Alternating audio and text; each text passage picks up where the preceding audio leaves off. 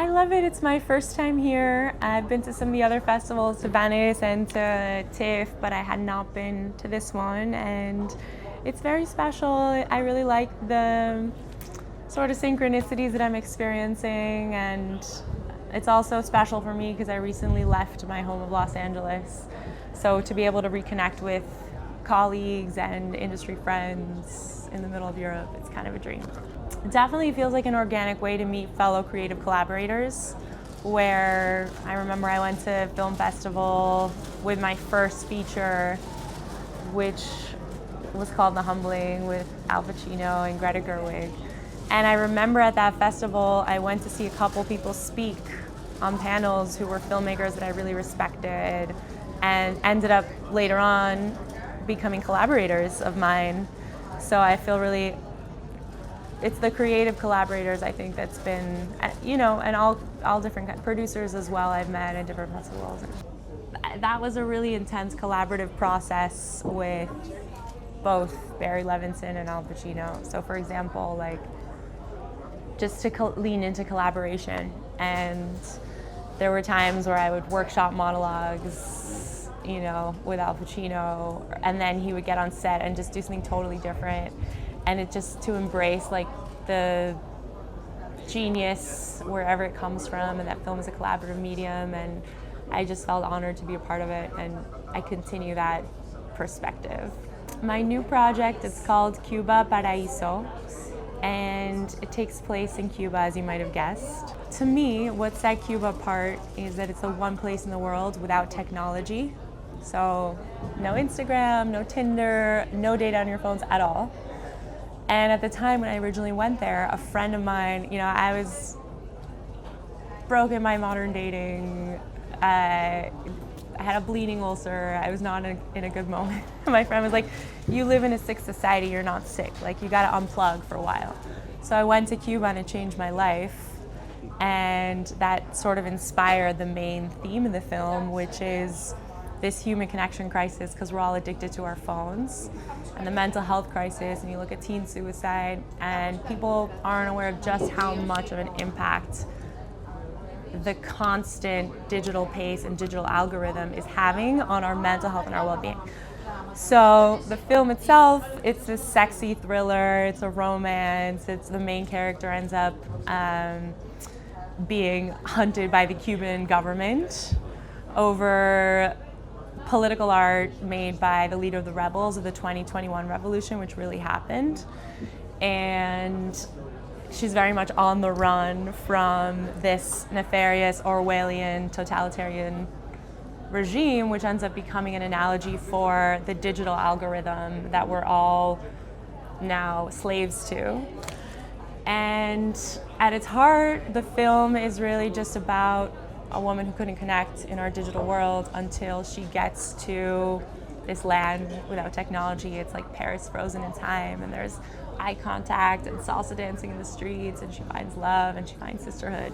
Right now, what we've shot so far is a proof of concept short. We shot it in Puerto Rico, which looks a lot like Cuba, and also like it has that vibra caribeña, the salsa dancers are good, like there's a lot of Cubans in Puerto Rico too. And the colonial architecture, the jungle, the ocean, so it had a good set. And I had a friend of mine who's in Cuba send me some exterior shots, but I personally can't go back to Cuba because I'm blacklisted by the government, so I can't film it there.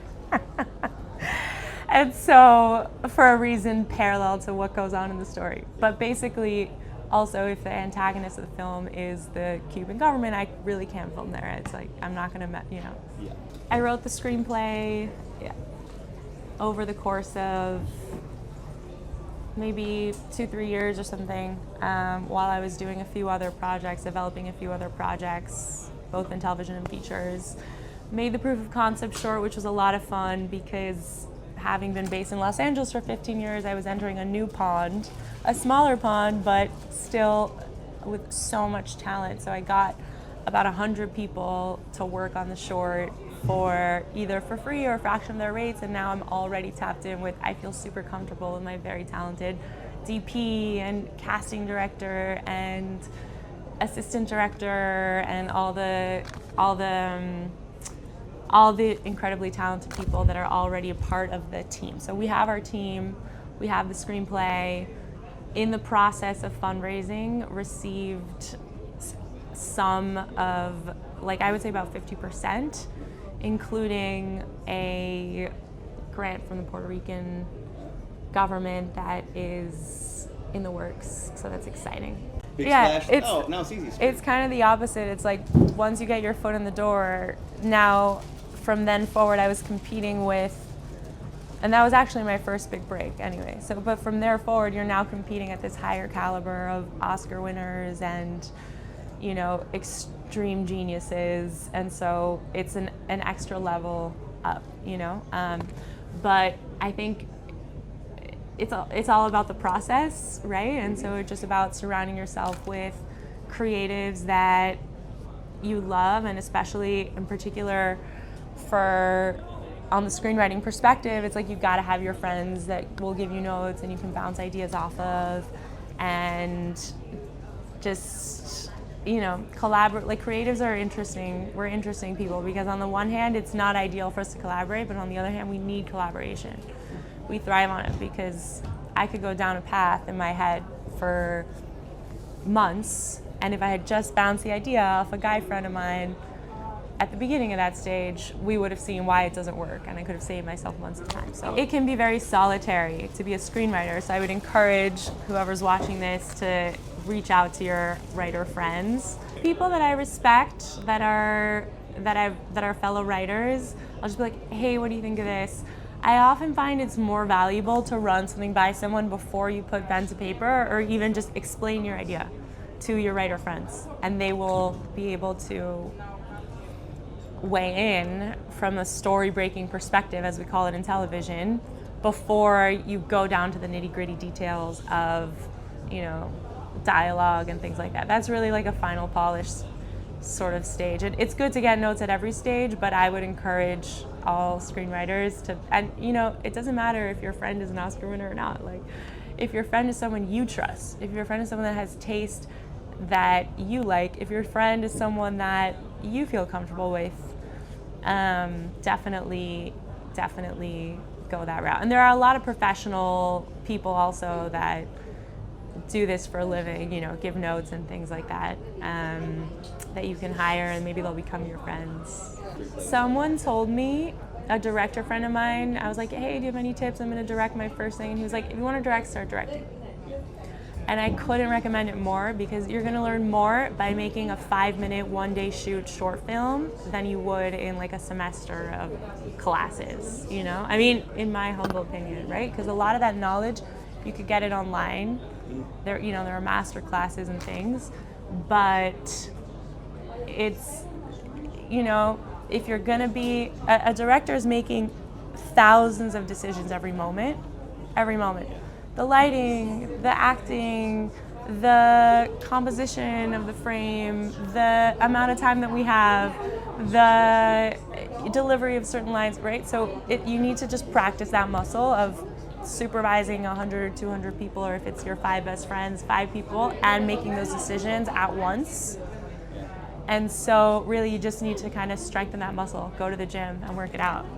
So I would say take your iPhone, take your 5 best friends, and start practicing that muscle. Because the 2 projects are very different styles, and I find that these projects often have a life of their own, where sometimes it might take, a certain project might take me a month to write, and then another project might take me years to write. And then, you know, Party 5 was a unique example because it was a remake. So I wanted to be respectful, and I was fortunate enough to work with the original creators.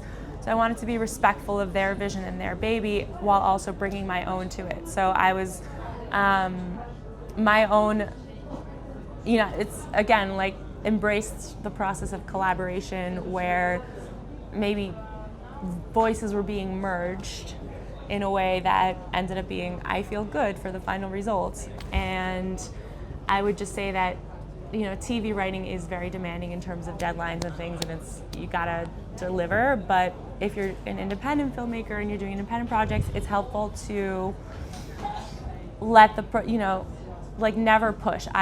One of my former writing partners would always tell me this, and I'm stubborn, so I would try anyways. I'd be like, no, I have to finish the script, I have to finish it. I would like slave drive myself. But if you push, then you harm the creative magic that happens. You have to allow the projects to be born through you, and let the projects kind of tell you what they want.